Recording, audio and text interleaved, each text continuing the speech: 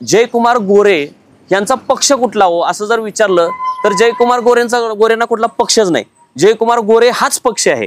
त्यांच्याकडे ना पूर्वी काँग्रेसचे कुठले गुण होते ना त्यांच्याकडे काँग्रेसचा कुठला इतिहास त्यांना ठाऊक आहे। तसंच भाजपचाही त्यांना कुठला इतिहास ठाऊक नाही आणि भाजपचे कुठलेच गुण त्यांच्यामध्ये नाही आहेत। तर भाऊंकडे गेले तर भाऊंना त्यांनी सांगावं की त्यांच्याकडनं थोडंसं मार्गदर्शन घ्यावं की राजकीय नेता कसा असावा, माझ्यामधल्या काही उणिवा सांगा, मला काही मार्गदर्शन करा।